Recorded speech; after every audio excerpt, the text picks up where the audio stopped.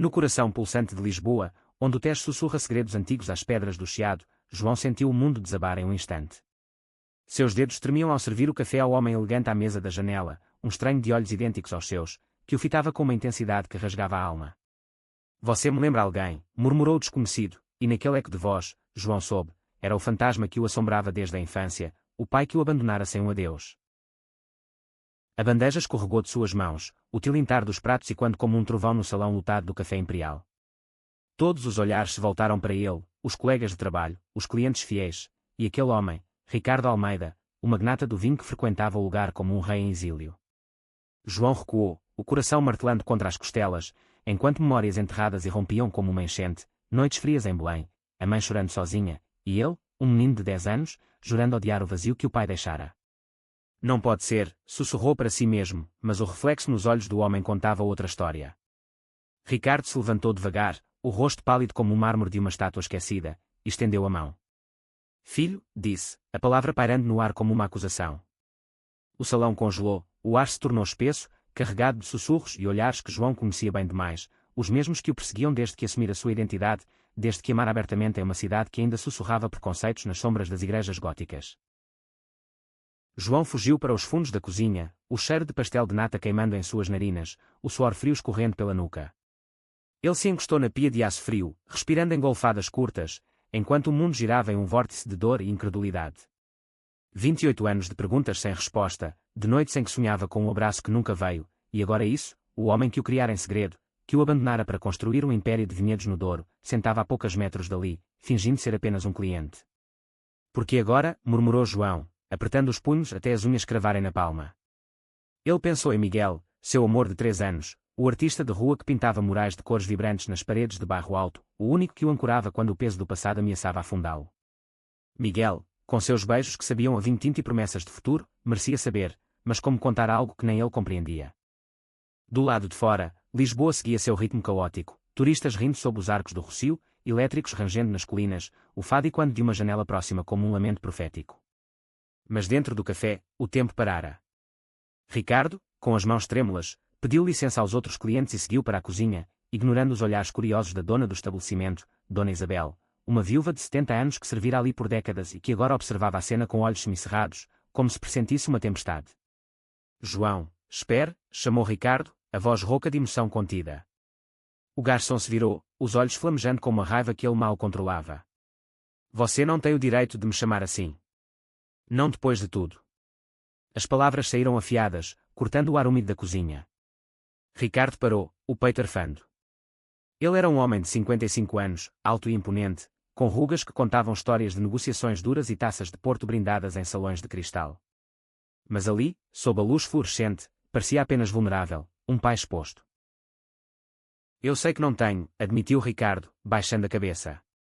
Eu fui um covarde. Sua mãe. Ela me disse para ir embora.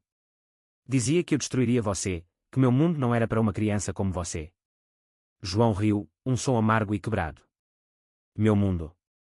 O que você sabe do meu mundo? Eu cresci escondido, mentindo para vizinhos que cochichavam sobre o menino sem pai. E quando eu descobri quem eu era, quem eu amo, o preconceito veio como uma herança sua. Aqui em Portugal, onde até o governo finge aceitar, mas as ruas ainda julgam. Ele gesticulava com as mãos, o avental sujo de café balançando como uma bandeira de rendição. Ricardo engoliu em seco, os olhos marejados. Eu li sobre você. Nos jornais locais, sobre o garçom que luta pelos direitos na Marcha do Orgulho. Eu vim para cá a negócios, mas... Eu vim por você. Para consertar o que quebrei. A porta da cozinha rangeu, e Miguel entrou, o rosto preocupado, o cachecol colorido de artista ainda enrolado no pescoço apesar do calor de verão. Ele havia sido chamado por uma mensagem urgente de Dona Isabel. O que está acontecendo, amor? Perguntou, envolvendo João em um abraço protetor. Seus olhos, verdes como os azulejos de uma fachada lisboeta, varreram a cena, o garçom tenso, o estranho elegante. Ricardo observou o gesto com uma mistura de alívio e dor, alívio por ver seu filho amado, dor por saber que ele próprio nunca dera esse amor. Quem é ele? Sussurrou Miguel, mas João não respondeu. Em vez disso, ele se soltou do abraço e encarou o pai. Diga a ele. Diga a todos porque você me deixou apodrecer na miséria enquanto bebia vinhos caros em mansões no Porto. Ricardo hesitou, o peso das décadas caindo sobre seus ombros. Ele se sentou em um banquinho, as mãos entrelaçadas como em oração. Tudo começou em 1997, no verão chuvoso de Lisboa. Eu era jovem, ambicioso, trabalhando em uma vinícola pequena no Alentejo. Conheci sua mãe a uma feira de vinhos em Santarém. Ela era forte, uma enfermeira que cuidava de todos menos de si mesma. Nós nos amamos rápido, intensamente, como só os perdidos se amam. Mas quando você nasceu, João? Ah, Deus, você era perfeito. Olhos como os meus, riso que iluminava o quarto apertado onde vivíamos.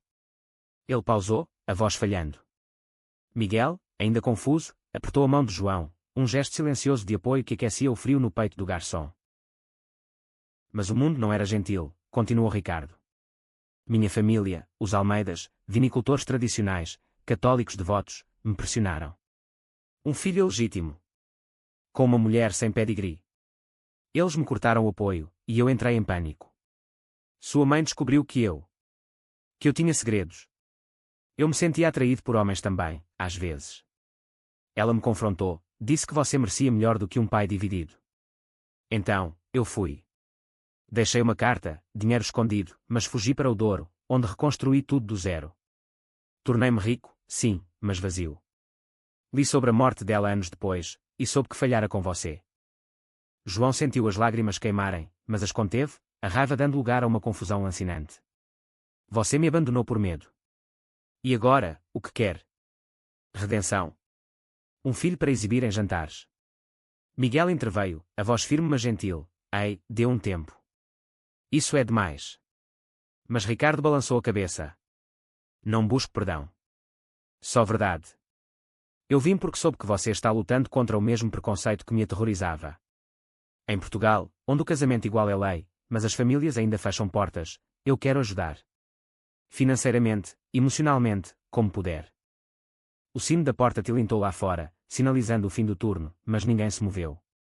Dona Isabel entrou na cozinha, carregando uma garrafa de vinho do Porto que guardava para ocasiões especiais. Chega de lágrimas secas, disse ela, a voz rouca de quem fumara demais. Bebam. Falem. A vida em Lisboa é curta demais para segredos. Ela serviu taças, o líquido rubi brilhante como sangue sob a luz. João aceitou a dele com relutância, sentindo o olhar de Miguel nele, um misto de amor e preocupação que o ancorava. Pela primeira vez, ele viu o pai não como um monstro, mas como um homem quebrado, moldado pelas mesmas correntes sociais que o sufocavam. Enquanto o vinho aquecia suas veias, as conversas fluíram em riachos irregulares, histórias de infância que Ricardo contava com voz trêmula, memórias de João sobre a mãe cantando fado para acalmá-lo, e Miguel compartilhando como encontrara João em uma manifestação pelo orgulho LGBTQ+, em 2022, quando a polícia dispersara a multidão com gás lacrimogéneo, e eles se refugiaram em um beco, rindo nervosamente entre beijos roubados. Você me salvou naquele dia, confessou João ao amante, e Ricardo observou, um sorriso triste nos lábios. Eu invejo isso. O amor que vocês têm, puro, sem máscaras. Mas o momento de trégua foi breve. O telefone de Ricardo vibrou, uma chamada de seu sócio no Porto. Ele atendeu, o rosto endurecendo. O quê? O contrato falhou por causa de rumores. Desligou, o punho cerrado. Eles souberam. Alguém no café deve ter falado. Agora, meus investidores questionam minha estabilidade familiar, como se eu fosse uma máquina de lucros, não um homem. João sentiu uma pontada de culpa misturada a triunfo amargo. Bem-vindo ao meu mundo, pai. Onde ser quem você é custa tudo. A noite caiu sobre Lisboa como um manto de veludo negro, as luzes do bairro alto piscando como estrelas caídas. O grupo saiu do café, caminhando pelas ruas íngremes, o ar carregado de jasmim e fumaça de churrascos. Miguel segurava a mão de João abertamente, um ato de desafio silencioso contra os olhares casuais dos transeuntes. Ricardo seguia ao lado, desconfortável mas determinado, contando anedotas sobre vinhedos para quebrar o gelo. Você precisa ver o Douro no outono, disse ele a João. As videiras como tapetes de ouro. Eu poderia te levar. João hesitou, o coração dividido entre o desejo de rejeitar e a curiosidade de curar. Talvez. Mas não sei Miguel. O artista sorriu, apertando sua mão. Onde você vai, eu vou. Mas então, um grupo de jovens passou, um deles murmurando alto o suficiente, olha os viadinhos com o velho rico. Comprando afeto. As palavras cortaram como facas, e quando os preconceitos que João combatia diariamente na associação LGBTQ+, onde voluntariava. Ricardo enrijeceu, mas em vez de recuar, ele se virou para o grupo. Cuidado com as palavras, rapazes. O amor não é mercadoria, é o que constrói impérios, não os destrói. O confronto foi breve, mas intenso, olhares trocados, punhos cerrados, até que os jovens se afastaram, rindo nervosamente. João olhou para o pai com novos olhos, não de perdão pleno, mas de reconhecimento. Obrigado, murmurou. Eles pararam em uma praça pequena, sob uma fonte borbulhante, e ali, sob o luar, Ricardo tirou do bolso uma velha foto amassada. Ele, a mãe de João e o bebê que era seu filho, sorrindo em um piquenique no Monsanto. Eu a carrego sempre. Como uma penitência. As lágrimas vieram então, livres e catárticas, misturando-se ao som da água. Miguel observava, seu próprio coração inchado de empatia, sabendo que o amor deles, frágil, mas resiliente, era o fio que tecia essa reconciliação improvável. Mas o destino, caprichoso como o vento do Atlântico, reservava mais reviravoltas. No dia seguinte, um jornalista local, farejando escândalo, publicaria a história. Magnata do vinho reencontra filho abandonado em café de Lisboa, segredos de família e identidade gay chocam sociedade. O artigo se espalharia como fogo em palha seca, atraindo atas online, aliados inesperados e uma onda de mídia que testaria os laços recém-formados. Enquanto caminhavam de volta, João sentiu um peso se erguer de seus ombros, substituído por uma esperança tênue. Lisboa, com suas 7 colinas e corações partidos, sempre encontrava espaço para segundas chances. Mas ele sabia que a jornada mal começara, conflitos familiares no Douro, preconceitos enraizados na elite vinícola, e o amor com Miguel, agora entrelaçado a essa teia de sangue e segredos. O que viria a seguir? Uma herança de riqueza ou de dor? Só o tempo, e as videiras sussurrantes, diriam. A manhã seguinte amanheceu com um sol implacável, banhando as fachadas amarelas do Chiado em um brilho que parecia zombar da noite turbulenta. João acordou no pequeno apartamento que dividia com Miguel em Alfama, o corpo dolorido como se tivesse corrido uma maratona emocional. O cheiro de café fresco subia da cozinha, misturado ao som suave de pincéis contra a tela. Miguel já trabalhava em um novo mural, inspirado na reconciliação inesperada. Bom dia, meu herói, disse o artista ao vê-lo entrar, os lábios curvando-se em um sorriso que dissipava sombras. João se aproximou, roubando um beijo lento, cheio de gratidão silenciosa. Como você lida com isso tudo tão bem? Perguntou, encostando a testa na dele. Miguel riu baixinho. Porque eu te amo. E porque sei que você é mais forte do que pensa. Mas a força de João foi testada horas depois, quando seu telefone vibrou incessantemente durante o turno no café. Mensagens de amigos da Associação LGBTQ+, você viu o artigo. É sobre você. Ele abriu o link com mãos trêmulas, e lá estava, uma foto granulada dele e Ricardo saindo do café, legendada com sensacionalismo barato, filho gay de magnata abandonado busca justiça em meio a escândalo familiar. Os comentários choviam, alguns de apoio, força, irmão. Portugal precisa de mais histórias como a sua, outros venenosos, mais um drama fabricado para ganhar likes. Homens de verdade não choram por pais ricos. Seu estômago revirou, ele largou o telefone atrás do balcão, servindo clientes com um sorriso forçado que não chegava aos olhos. Dona Isabel, percebendo a agitação, puxou para o canto. Ignora os abutres da imprensa, menino. Eles vivem de dor alheia. Foque no que importa, família, amor. Ela apertou seu ombro, os olhos sábios brilhando com a resiliência de quem sobrevivera à ditadura de Salazar. João assentiu, mas o pânico crescia. E se isso afetasse Miguel? O artista dependia de comissões para expor em galerias, e preconceitos podiam fechar portas. Pior, e se Ricardo recuasse, envergonhado pelo escrutínio público? Como se invocado pelo destino, Ricardo apareceu ao meio-dia, desta vez não como cliente solitário, mas com um buquê de flores silvestres do Douro, rosas bravas e ervas aromáticas que cheiravam a terra úmida. Para você e seu companheiro, disse, a voz hesitante, ainda tropeçando na palavra companheiro como se fosse estrangeira em sua boca conservadora. João aceitou as flores, um gesto de trégua, mas o ar entre eles estava carregado. O artigo, começou Ricardo, sentando-se à mesa habitual. Eu cuido disso. Meu advogado já está emitindo um comunicado, uma reconciliação familiar privada, respeitem a privacidade. Mas João balançou a cabeça. Não é só privacidade. É exposição. Eu luto por visibilidade na comunidade gay, mas não assim, como uma novela barata. Eles conversaram por horas, o café esvaziando ao redor enquanto clientes respeitavam o espaço. Ricardo abriu-se mais, contando sobre sua própria juventude reprimida, um tio que sussurrava sobre pecados em missas dominicais, um primeiro amor com um camponês nas vinhas que terminara em lágrimas e despedidas forçadas. Eu me casei com uma mulher por obrigação, tive uma filha que agora me odeia por isso. Mas você, João. Você viveu a verdade que eu enterrei. O garçom sentiu uma ponte se formar, frágil mas real. Então por que não me procurou antes? Perguntou, a voz suavizando. Ricardo suspirou. Medo. Mas vendo você com Miguel ontem. Aquilo me deu coragem. Falando em Miguel, ele chegou ao café no fim da tarde, carregando telas embrulhadas para uma exposição iminente na Lisboa Factory. Pai, cumprimentou-o casualmente, o termo saindo natural da boca de Miguel como um teste para Ricardo. O homem piscou, surpreso, mas sorriu.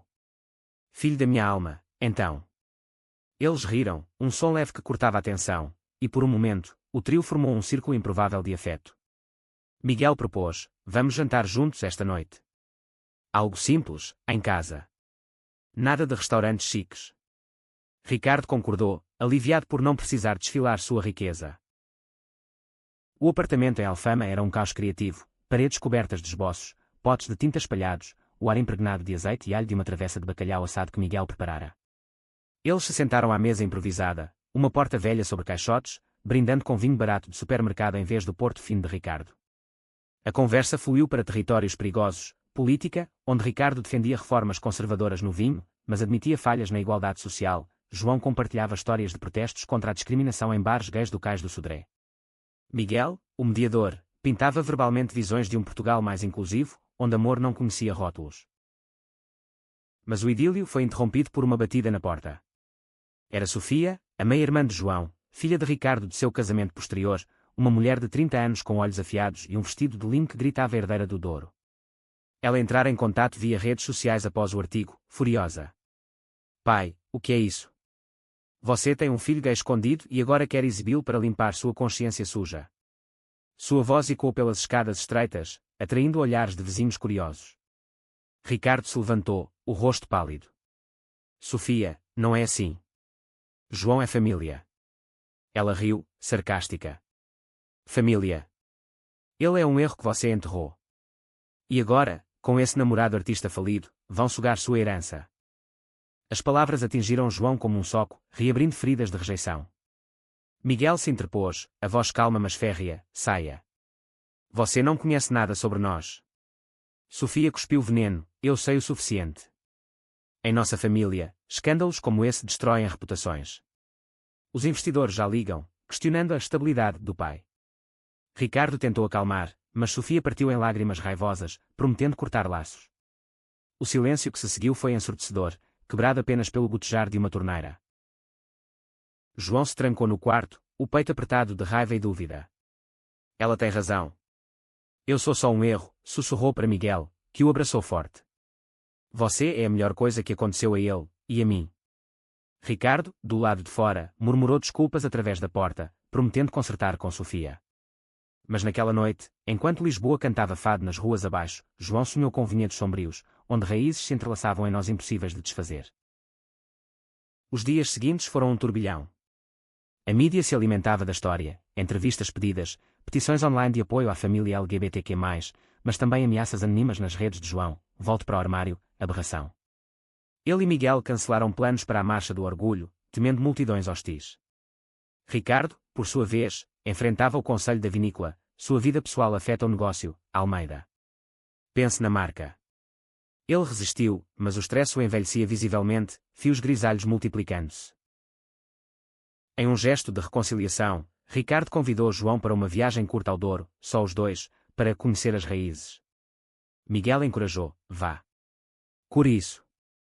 Relutante, João aceitou, embarcando no trem de alta velocidade de Lisboa para Porto, o coração acelerado como as rodas sobre os trilhos. O Douro os recebeu com colinas terraceadas de vinhas, o rio serpenteando como uma veia azul. Na mansão de Ricardo, uma construção de pedra com vistas eternas, João encontrou luz que o intimidava, salões com tapeçarias antigas, adegas que ecoavam histórias de gerações. Mas ali, entre barricas de carvalho, Ricardo revelou mais, cartas não enviadas que escrevera ao longo dos anos, guardadas em uma caixa de mogno. Eu as escrevia no Natal, no seu aniversário. Mas o medo sempre vencia. João leu uma, datada de seu 18º, meu filho, espero que você encontre alegria em quem é. Eu falhei, mas te amo à distância. Lágrimas molharam o papel frágil. Pela primeira vez, João abraçou o pai, um gesto rígido que amoleceu em soluços compartilhados. No entanto, o clímax veio durante um jantar com a família estendida, tios conservadores, primos que sussurravam sobre o garçom gay. Sofia compareceu, fria, mas Ricardo anunciou: João é meu filho. E seu amor é bem-vindo aqui. O silêncio foi rompido por aplausos hesitantes de alguns, vaias abafadas de outros. Uma tia idosa, surpreendendo todos, ergueu a taça, pelo amor que cura.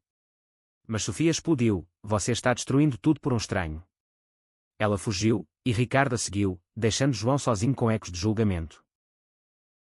De volta a Lisboa, João contou tudo a Miguel, que o ouviu em silêncio antes de dizer: isso não é o fim.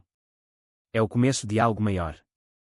Eles fizeram amor devagar aquela noite, corpos entrelaçados como videiras, afirmando o laço que nenhum escândalo poderia romper. Mas uma carta de Sofia chegou dias depois: eu vim ao café. Vi como você sorri para ele. Talvez eu esteja errada. Um passo tímido, mas um. Enquanto o outono tingia Lisboa de ocre, João, Ricardo e Miguel planejavam um futuro, uma fundação para direitos LGBTQ+, financiada pelos vinhos de Ricardo, Morais de Miguel em vinhedos abertos a todos.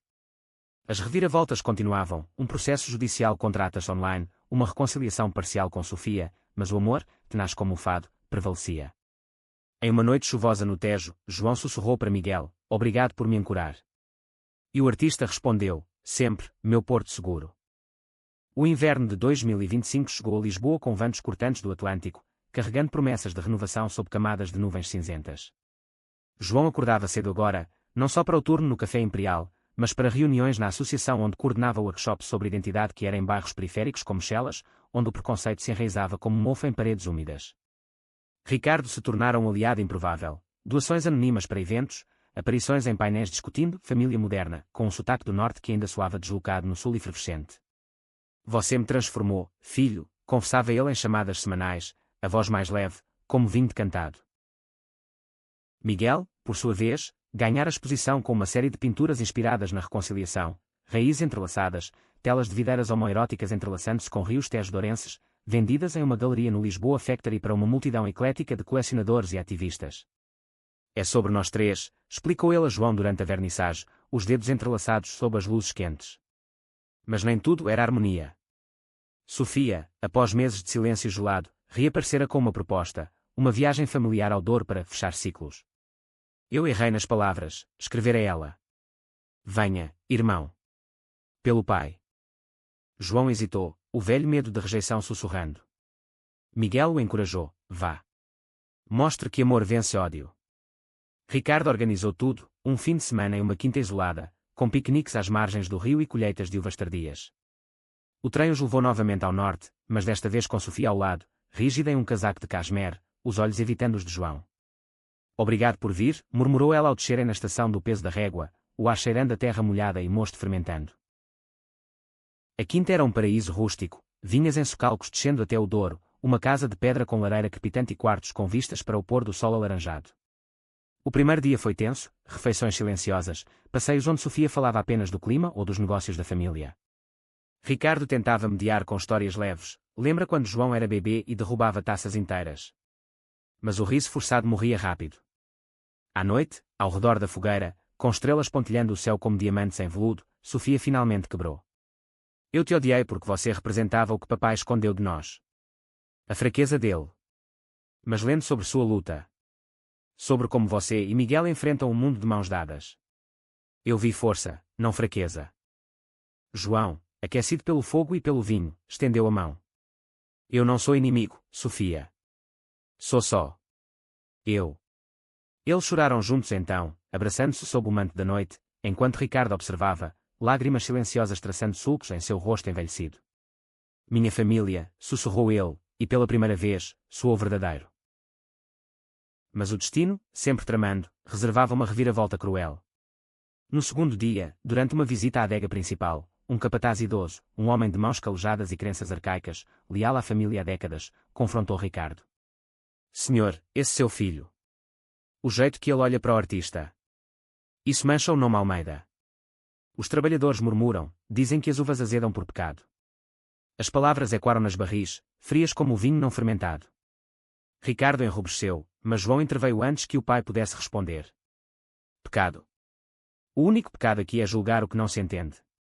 Meu amor por Miguel é mais puro que qualquer tradição cega. O capataz cuspiu no chão, virando-se para ir, mas Sofia o deteve. Tio Manuel, pare. João é sangue nosso. E seu amor nos fortalece, não enfraquece. O homem piscou, surpreso com a defesa da sobrinha, a herdeira que ele criara como filha. Murmurando desculpas relutantes, ele se retirou, deixando um silêncio carregado. Ricardo abraçou João. Você me ensina a lutar. Sofia sorriu pela primeira vez. Nós lutamos juntos agora. De volta a Lisboa, o trio, agora quarteto, com Sofia visitando mais, planejava expansões, uma linha de vinhos, raízes inclusivas, rótulos com murais de Miguel celebrando diversidade. Mas o conflito maior veio de fora. Um grupo conservador católico, liderado por um padre influente de Braga, lançou uma campanha contra a decadência familiar de Ricardo, boicotando seus vinhos em paróquias do Norte. A mídia reviveu o escândalo, com manchetes como Império do Vinho cai por amor gay. Ações despencaram, e Ricardo enfrentou noites insones, questionando se sua redenção valia o custo. João, sentindo a culpa, propôs uma ação ousada, uma live conjunta na Marcha do Orgulho de Lisboa, com Ricardo falando abertamente sobre arrependimento e aceitação. Mostre que mudança é possível, implorou. Miguel apoiou, sua voz pode salvar vidas. Sofia, surpreendendo, concordou, pelo legado verdadeiro. A marcha, em junho, foi um espetáculo, bandeiras arco-íris ondulando na Praça do Comércio, milhares marchando ao som de pop-quiere e fado remichado. Ricardo subiu ao palco improvisado, microfone em mãos trêmulas, ao lado de João e Miguel. Eu abandonei meu filho por medo. Hoje, eu o abraço por amor. Portugal, abracem todos os seus filhos. O aplauso foi ensurdecedor, câmaras capturando o momento que viralizou globalmente. O boicote enfraqueceu, aliados surgiram de todos os cantos, inclusive do Vaticano reformista. Mas o preço pessoal veio, ameaças de morte anônimas, um tijolo através da janela do café. Dona Isabel reforçou as portas, mas João sentiu o peso. Valeu a pena? Perguntou a Ricardo em uma visita noturna. O pai sorriu cansado. Cada segundo. Enquanto o verão se aproximava, Miguel propôs casamento, não legal, mas simbólico, em uma capela laica no Monsanto. Para selar nosso laço. João aceitou, lágrimas de alegria. Sofia foi madrinha, Ricardo padrinho, e Lisboa testemunhou sob chuvas de pétalas coloridas. Mas uma sombra pairava, um diagnóstico de saúde de Ricardo, um tumor benigno, mas cirúrgico, forçando-o a confrontar mortalidade. Viva por mim, disse ele a João. E perdoe. O perdão veio em ondas, não em maré cheia. Em uma viagem final ao Douro, colhendo uvas juntos, João sentiu paz. Eu te perdoo, pai. Por tudo. Eles brindaram ao nascer do sol, o rio brilhando como promessa. De volta, com Miguel ao lado, João soube, o amor, contra todas as ODS, ser uma tapeçaria indestrutível.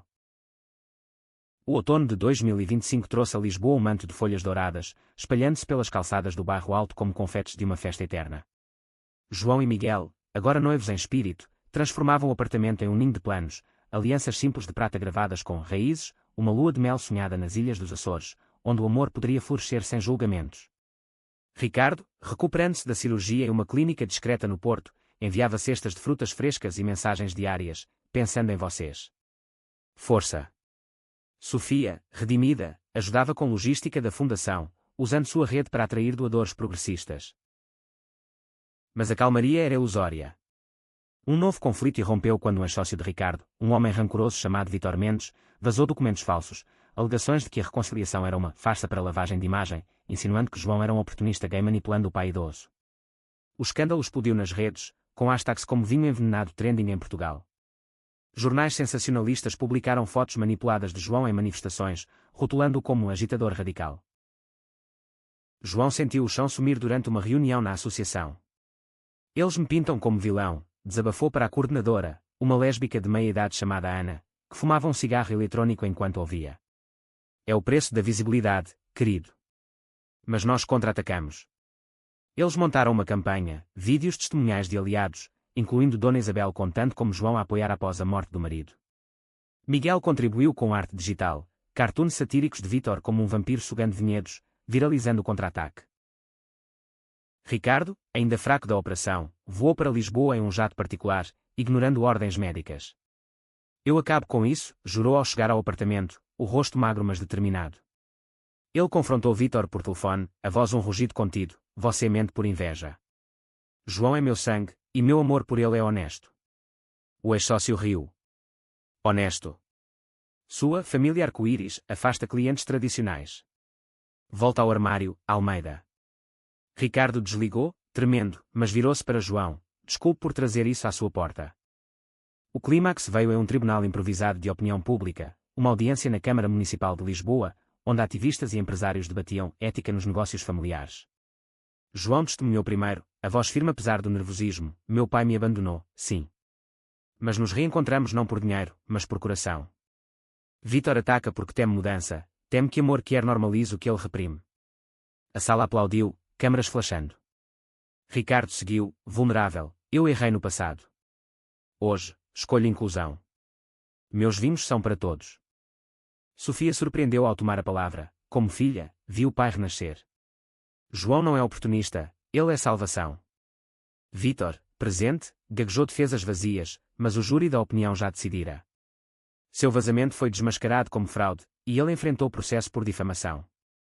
A vitória foi doce, mas custosa. Ricardo sofreu uma recaída, hospitalizado por stress. No quarto de hospital, com vista para o Tejo enevoado, João velou o pai, Miguel ao lado com chá quente.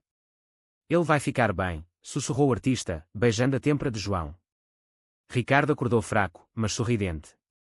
Vocês dois. Minha âncora. Ali, em meio a bipes de máquinas, ele revelou um testamento atualizado, metade da herança para João, com cláusulas para a Fundação LGBTQ+. Não por culpa. Por orgulho. Recuperado, Ricardo propôs uma celebração, um festival de vinhos no Douro, aberto a casais queer, com performances de Miguel. Sofia organizou, convidando influenciadores e sobreviventes de preconceito. O evento foi um triunfo, tendas coloridas às margens do rio, taças tilintando sob estrelas, fado tocado por cantoras trans. João e Miguel dançaram uma valsa improvisada, ignorando olhares curiosos, enquanto Ricardo brindava, pelo amor que une. Mas uma reviravolta pessoal veio para João. Durante o festival, ele recebeu uma carta anônima de um primo distante, revelando um segredo da mãe. Ela tivera um caso antes de Ricardo, tornando João talvez não biológico dele. O mundo girou. Confrontando o pai, lágrimas nos olhos, é verdade.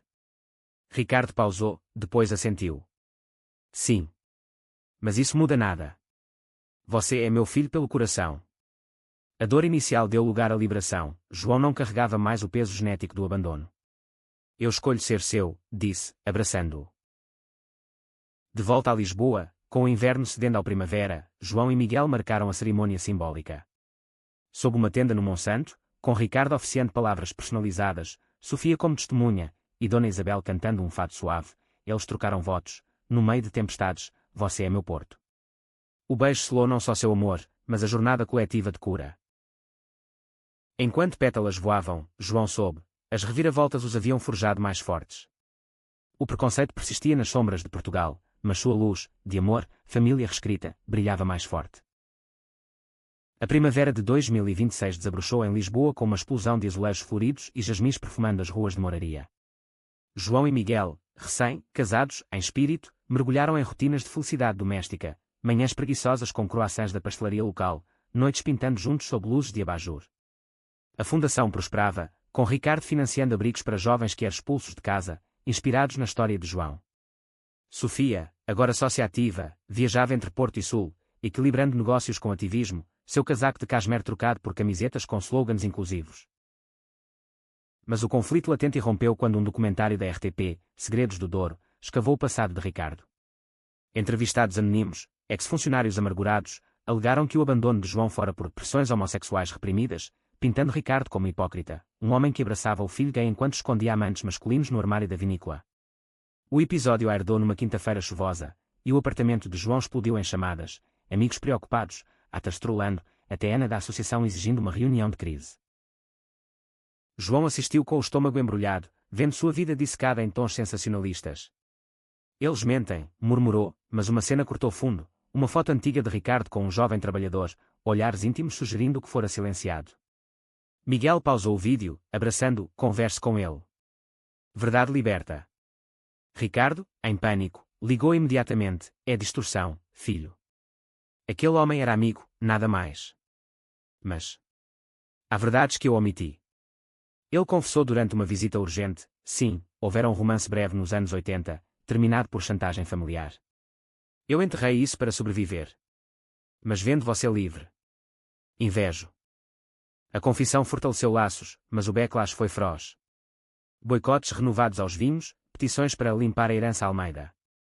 Sofia defendeu publicamente, uma postagem viral no Instagram: "Meu pai é humano. Erros não anulam redenção." João, impulsionado, gravou um vídeo-resposta: "O documentário ignora nossa cura. Meu pai errou, mas ama. Como todos nós."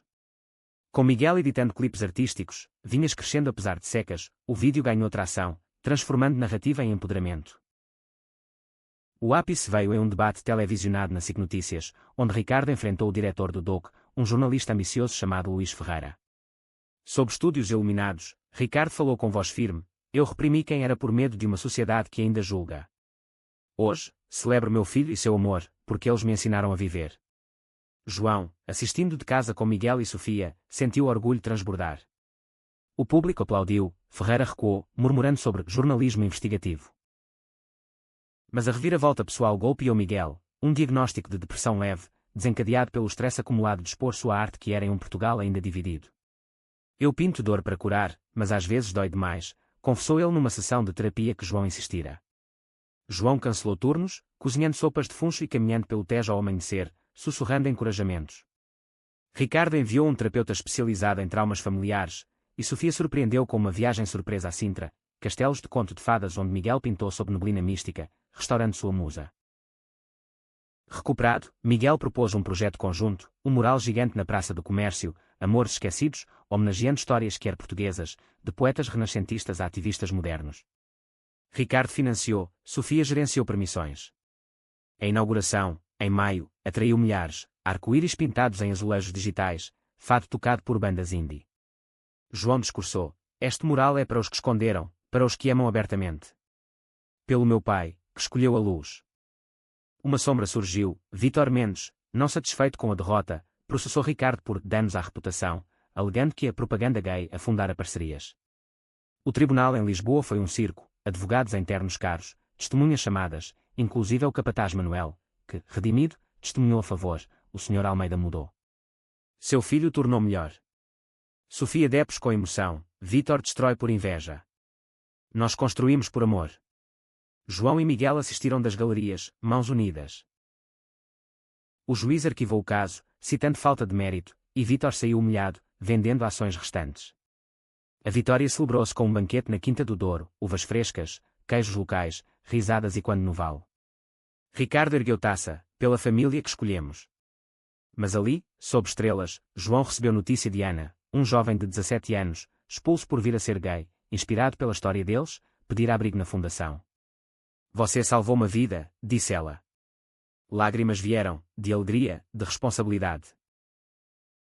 Enquanto o verão se aproximava, João refletiu em um diário: as reviravoltas os haviam testado, mas o amor, com Miguel, Ricardo, Sofia, provara invencível. Lisboa, eterna testemunha, sussurrava a aprovação em suas brisas salgadas. O verão de 2026 queimou Lisboa com um sol impiedoso, transformando as ruas em fornalhas onde o asfalto derretia como cera. João e Miguel escaparam para uma semana nos Açores, onde vulcões adormecidos e oceanos turquesa curaram feridas recentes.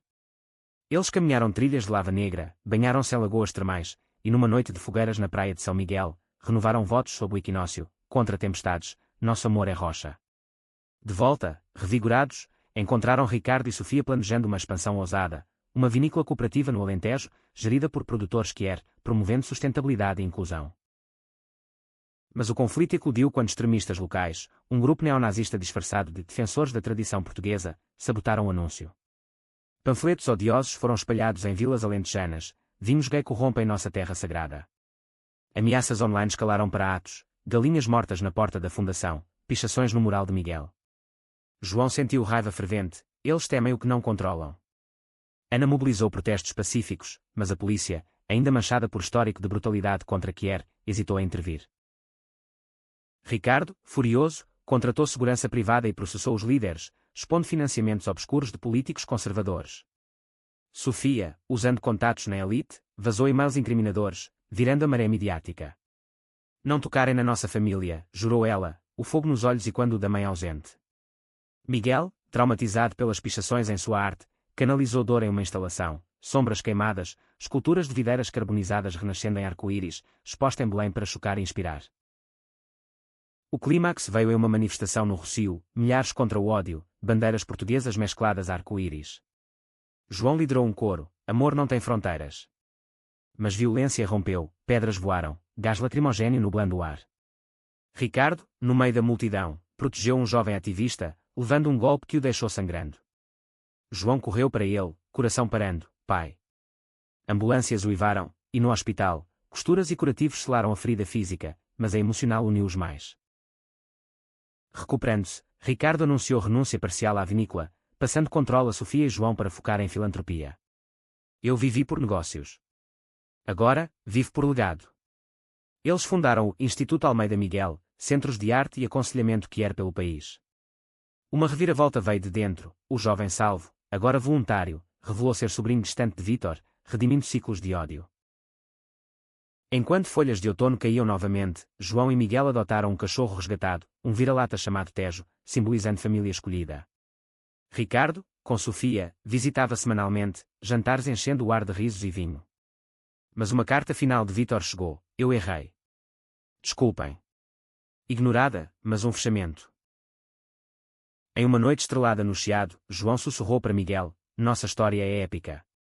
O amante sorriu, e continua.